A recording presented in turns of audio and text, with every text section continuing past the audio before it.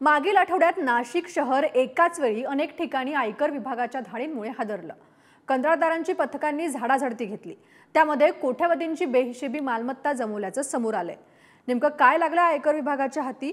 कुबेराला लाजवेल इतकी माया जमवण्यात कुणाचा वरदहस्त आहे? पाहूया याविषयीचा हा सविस्तर रिपोर्ट। एक दोन नव्हे तर तब्बल 8 कोटींची ही रोकड, इतकंच नव्हे तर 3 कोटींचं सोनं।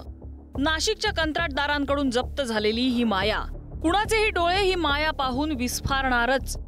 विश्वास बसणार नाही, पण हा फक्त घोटाळ्याच्या रकमेच्या 1% इतकाच ऐवज असल्याचं कळतंय। बुधवारची पहाट नाशिकसाठी आयकर विभागाच्या धाडसत्राने उजाडली। 70 वाहनांमधून आलेल्या 150 अधिकाऱ्यांच्या पथकानं अंधारात नाशिकमधले काही दरवाजे ठोठावले। हे दरवाजे होते शासकीय कंत्राटदारांच्या घरांचे आणि कार्यालयांचे। त्यानंतर अवघ्या 5 दिवसात कंत्राटदारांनी जमवलेली कोट्यवधींची माया उजेडात आली आहे।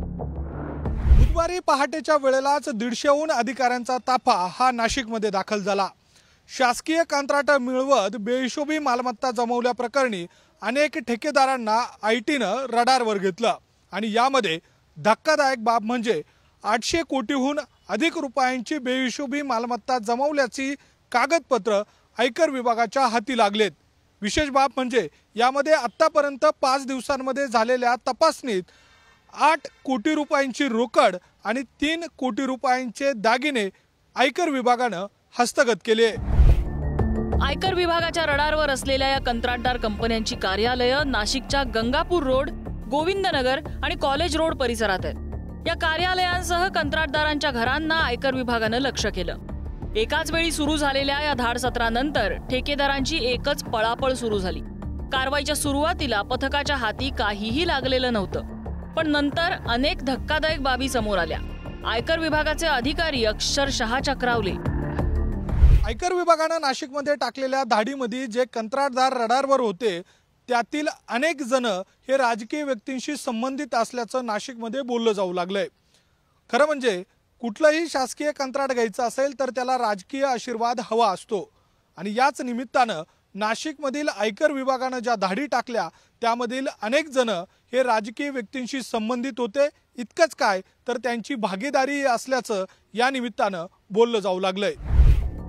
केलेल्या चुका लपवण्यासाठी कंत्राटदारांनी घराच्या छतांवर हार्ड डिस्क लपवल्या होत्या, पंख्याला पेनड्राईव्ह चिकटवले होते।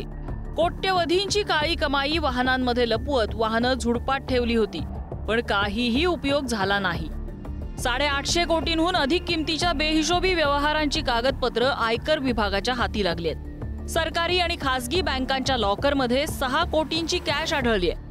इतकंच नव्हे तर झोपडपट्टीत राहणाऱ्या एका नोकराच्या घरातून 2 कोटींची रोख रक्कम आणि कागदपत्र जप्त करत इतर ठिकाणांहून 3 कोटींचे दागिने, सोन्याची बिस्किटं या अधिकाऱ्यांनी जप्त केली आहेत। एकीकडे ही कारवाई सुरू असताना ठाकरेंच्या शिवसेनेचे नेते संजय राऊत यांनी सत्ताधाऱ्यांवर टीकेची तोफ डागत घोटाळ्याचा आरोप केलाय।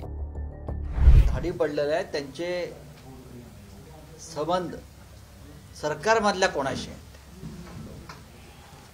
हे कोणाचे फायनान्सर आहे, त्यांच्याकडे कोणाची गुंतवणूक आहे, याचा शोध उच्च पातळीवरून सुरू आहे। नाशिकमध्ये फक्त ललित पाटील नाही, हाय प्रोफाईल पांढरपेशे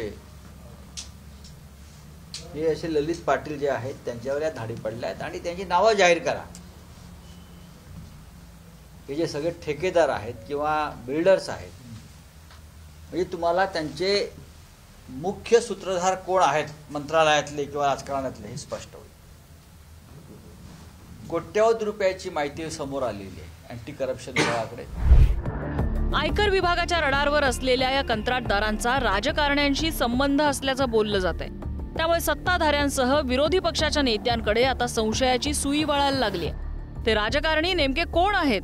नागरिकांनी दिलेल्या करातून होणाऱ्या विकास कामातल्या घोटाळ्यात कुणाचे हात किती ओले झालेत याकडे सगळ्यांचं लक्ष लागलंय।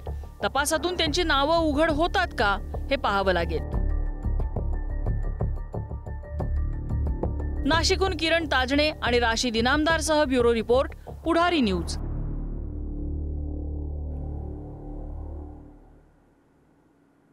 Thank you.